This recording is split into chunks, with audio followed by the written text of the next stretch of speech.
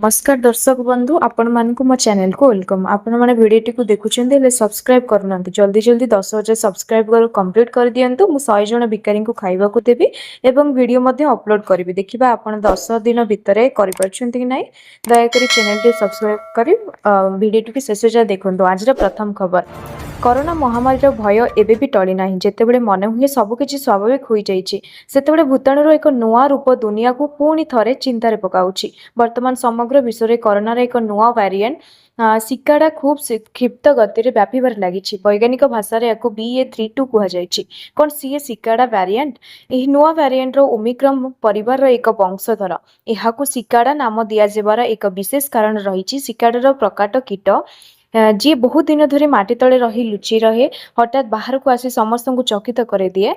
ठीक से हीपरी BA.3.2 variant मध्य बहुत दिन धरी वैज्ञानिक नजर बंची रही एवं धीरे धीरे निजर काया विस्तार करुच्ची। विशेषज्ञ अनुसार यह वेरिएंट प्राय 70 ରୁ 75 टी जेनेटिक परिवर्तन देखा मिली। चलतु जानिबा परवर्ती खबर। गहना किनिबा पूर्व नजर पकांतु केउ सहर रे केते रहिछि सुना दर। तेबे जदि आपण आज सुना किनिबा को चाहउछन्ति बा योजना करिसन्ति तेबे प्रथमे जानि नियंतु आज सुना दर। आज भारतीय बाजार रे 24 कैरेट सुनार मूल्य 1,49,290 टंका रहिछि। सेपरि 22 कैरेट सुनार मूल्य 1,36,850 टंका छुईची। सेपरि राजधानी भुवनेश्वर रे 24 कैरेट सुनार मूल्य 10 ग्राम पिछा 1,49,290 टंका रही बेले 22 कैरेट सुनार मूल्य 1,36,850 टंका को पहुंची और 22 कैरेट सुनार मूल्य 1,36,850 टंका रही। चलतु जानिबा परवर्ती खबर। अष्टम वेतन कमिशन को नहीं केंद्र सरकार कर्मचारी मध्य यथेष्ट उत्साह रही। कारण यह सेमानकर दरमा पेंशन एवं भत्ता गुड़िक परिवर्तन आनिबारे आशा करा जाउछि। किंतु एक गुरुत्वपूर्ण कथा मन रखा उचित जे एथर प्रत्येक कर्मचारी यार लाभ पाई परिबे नाही। ए वृद्धि अनेक वर्गर कर्मचारी को बाद दिया जाय पारे। तेणु किए कहिला लाभ पाइबे एवं किए बाद पड़िछन्ति ताहा सठिक भाबे बुझिबा जरूरी। आसंतु आमे प्रथमे सेमानक विषय आलोचना करिबा जो माने एही सुविधा पाइबे। अष्टम वेतन कमिशनर मुख्यतः केंद्र सरकार कर्मचारी को सेवा जोगाई थाए। एथिरे प्रतिरक्षा सेवा रेलबाई केंद्रीय विभाग एवं अन्य विभिन्न सरकारी प्रतिष्ठान रे कार्यरत कर्मचारी माने अंतर्भुक्त। चलतु जानिबा परवर्ती खबर। एप्रिल 1 2026 ठारू HDFC bank, Punjab national bank एवं बंधन बैंक सेमानकर एटीएम नियम रे परिवर्तन करिवे। एथिरे मागणा कारबार सीमा, नगद उठाण सीमा एवं अतिरिक्त करिवार शुल्क अंतर्भुक्त। एही नूतन नियम कार्यकारी हेबा सहित ग्राहक मानक पूर्व अपेक्षा अधिक योजना सहित एटीएम व्यवहार करबाकू पड़िबो। कारण निर्धारित सीमा अतिक्रम करुवा कारबार पई अतिरिक्त शुल्क लागिबो। एही परिवर्तन गुड़िकर सीधा सड़क सेमानक उपरे प्रभाव पकाइबो जो माने बारंबार एटीएम व्यवहार करती। अतिरिक्त शुल्क एड़ाइबा पई एपरि ग्राहकों को एबे सेमानकर नगद उठाण एवं बैलेंस जांच सीमित करबाकू पड़िबो। आसंतु आमे आपनको जणाइबु जे केउ एटीएम रे शुल्क परिवर्तन करिछि। HDFC बैंक रे सबुठार बड़ परिवर्तन UPI व्यवहार करी नगद उठाण सहित जड़ित हेबो। UPI आधारित कार्डलेस नगद उठाण एवं साधारण एटीएम कारबार रे भावना गणना कराजिबो।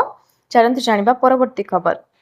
आजिकाली अनिश्चितता भरा दुनिया रे निज भविष्य को सुरक्षित रखिया पई प्रत्येक व्यक्ति एक भल निवेश योजना खोजिचंती। जदि आपण कम टंका जमा करी एते बड़ पांठी गठन करबा को चाहउचंती तेबे भारतीय जीवन बीमा निगम आनिछि एक दमदार प्लान। LIC रो न्यू जीवन आनंद एबे साधारण निवेशक पई सबुठारो पसंद योजना पालटिछि।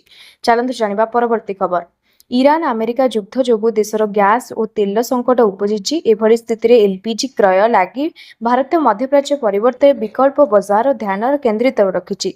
Indian Oil, Bharat Petroleum, Hindustan Petroleum एवं गेल भली कंपनी आफ्रिक देश अंगोलार राष्ट्रीयत कंपनी सोनान गोल ठारू LPG लागिबा आनिबा लागि आलोचना करुछि। हमरुज प्रणाली रे उभय निर्भरता कमिबो। एक मीडिया रिपोर्ट मुताबक भारत गत किछि दिन हेबो चुक्ति नै विचार करुछि जे तेबे आलोचना एबे प्रारंभिक स्तर रे रहिछि। यार भारत यार 92% LPG उपसागरीय देशगुड़िकर आमदानी करिथाय। केंद्र सरकार एभली निर्भरता को कमाइबा को विचार करछन्ति।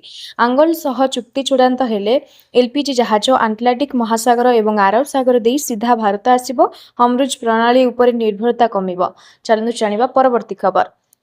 एसआईआर को नहीं राज्य मुख्य निर्वाचन अधिकारी मंगलवार एक बड़ सूचना देते बुधवार ठारू ओडिशार हेबाकु थिबा एसआईआर को स्थगित करा जाइथे नहीं सीईओ सूचना देइछन्ती विभिन्न राज्यर निर्वाचन थिबारु सार स्थगित नहीं निष्पत्ति नियाजाउथवा बेले सीईओ गणमाध्यम प्रकाश कर सूचना मुताबक भारतर आगामी जनगणना 2027 एक प्रथम पर्यायर अर्थात हाउस लिटिंग प्रक्रिया एप्रिल 1 2026 ठारू आरंभ होबाकू जाउछि। एथर जनगणना प्रक्रिया रे अनेक बड़ परिवर्तन करा जाइछि। खबर अनुसार जनगणना समय दिया जाइथिबा समस्त तथ्य संपूर्ण गोपनीय रहिबो। ଏହା ମଧ୍ୟ आरटीआई एक्ट परिसर अंतर्भुक्त हेबो नै। जनगणना माध्यम रे दिया जाइथिबा तथा कोर्ट पाखरे मध्य प्रमाणपत्र भावे ग्रहण करा जिवो नाही।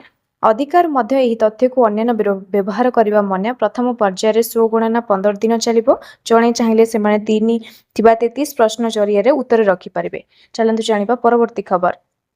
होलसेल रे आलू किलो 5 टंका दुकान रे 20। राज्य रे आलू दर को नहीं दुईटी भिन्न चित्र सामना को आसुची। गोटिए पटे आवश्यकताଠାରୁ अधिक स्टॉक और उत्पादन करथिबा दाबी, अन्य पटे बाजार रे ग्राहक चढ़ा दर रे आलू किनिबा को बाध्य देउछन्ती। होलसेल और खुचरा दर मध्य रे बड़ तफात देखा जाउची। राज्य रे आलू उत्पादन और स्टॉक प्रचुर भाबे सत्य दर वृद्धि नहीं उठुची प्रश्न। ए वर्ष 20% अधिक आलू चाष होईची, जहा आवश्यकताठाରୁ अधिक उत्पादन संकेत देउची। क्विंटाल बस्ता आलू 300 रु 550 टंका पर्यंत बिक्री होतिबा आलू कदेरु किलो पिछा सर्वाधिक 5 टंका रे किना जाउथबा बेले बाजार रे 15 रु 20 टंका रे बिक्री होची आलू। ए बड़ तफात को नहीं उठीची प्रश्न। चलंतु जानिबा परवर्ती खबर। राज्य महिला मानक पई खुशी खबर। ओडिशा सरकार प्रमुख जनकल्याणकारी योजना सुभद्रा पई पुणी थरे पंजीकरण प्रक्रिया आरंभ होबाकू जाउची। जेउ योग्य महिला माने पूर्वरु आवेदन करि पारि नथिले सेमानक पई एहा एक सुवर्ण सुजोग। आसंता एप्रिल 1 ठारू नूतन आवेदन प्रक्रिया आरंभ हेबो बोली उपमुख्यमंत्री प्रभाती परिडा सूचना दैछन्ती। राज्य सरकारक निष्पत्ति अनुसार एही पंजीकरण प्रक्रिया संपूर्ण एप्रिल मास अर्थात एप्रिल 1 रु एप्रिल 30 पर्यंत चलिबो।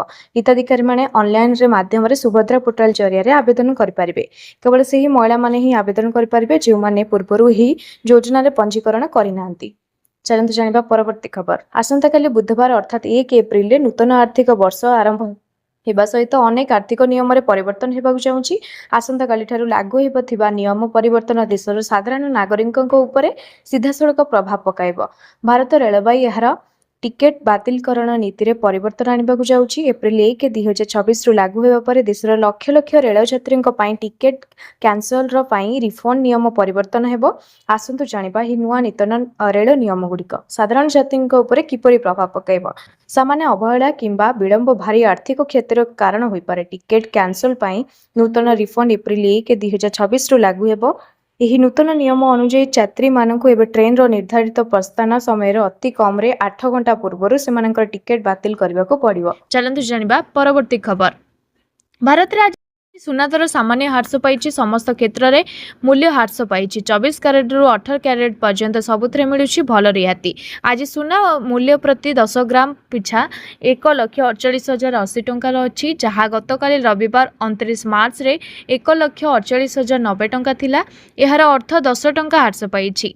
सेहीपरि प्रति 10 ग्राम पिछा 22 क्यारेट सुनार मूल्य गतकाली 1,35,750 टंका तुलन में आज 1,35,740 टंका अछि। ए स्पष्ट भाव में दर्शा जाउछि जे चेन्नई रे सुना मूल्य अन्य महानगर सहर तुलन में सामान्य अधिक।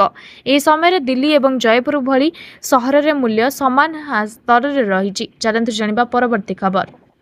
ईरान इस्राएल अमेरिका विवाद जोगु देशव्यापी लॉकडाउन हेबार गुजब उपरे सरकार एक दृढ़ एवं स्पष्ट मत रखिछन्ति। केंद्र पेट्रोलियम मंत्री हरदीप सिंह पुरी दृढ़ भाव में कहिछन्ति जे देशव्यापी लॉकडाउन हेबा संपर्क में कल्पना जल्पना पूर्ण भित्तिहीन। से जोर दे कहिछन्ति जे सरकार एपरि कोनोसी प्रस्ताव उपरे विचार करुनाहांती एवं जनसाधारण को भयभीत हेबार कोनोसी आवश्यकता नाही। भारत संपूर्ण प्रस्तुत। सरकार एहा मध्ये कहिछन्ति जे वर्तमान विश्व परिस्थिति सत्वे देश रे ईंधन किंबा अत्यावश्यक सामग्रीर कोनोसी अभाव नहीं। मंत्रालय अनुसार भारत में पर्याप्त तेल एवं गैस गच्छित अछि एवं आगामी 60 दिन पई जोगाण सुरक्षित करा जायछि। यह व्यतीत भारत एबे 41 रु अधिक अशोधित तैल आमदानी करुछि, जहाँ अमृत प्रणाली रे जे कोनोसी अपराधर प्रभाव को यथेष्ट ह्रास करुछि। चलतु जानिबा परवर्ती खबर। वर्तमान राज्य में खरा गरम गुड़गुड़ी अनुभूत जोगो कां भां कोहलिया पाग रही।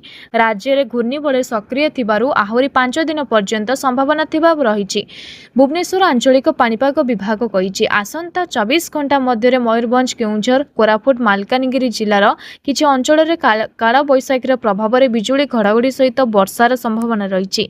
केतक अंचल में घंटा प्रति 30 ରୁ 40 बेगर पवन बहीपे। एसत बालेश्वर भद्रक जाजपुर केन्द्रापड़ा कटक जगतसिंहपुर मयूरभंज गजपति रायगढ़ कोरापुट और मालकानगिरी किछि अंचल में काला बैशाखीर संभावना रही। राज्यर 3 सहर में 39 डिग्री तापमात्रा सह टिटलागढ़ में तापमात्रा 40 डिग्री टपिथिबा बेले तातीर ताऊरे सिझुची पश्चिम ओडिशा। वर्धित तापमात्रा को नहीं 2 दिन मध्य तापमात्रा 42 डिग्री छुईपे बोली आकलन करिछि पाणीपाग विभाग। आज भुवनेश्वर कटक केन्द्रापड़ा बालेश्वर भद्रक परी उपकूल सहर में तापमात्रा 38 ରୁ 39 डिग्री भितर रहिबो।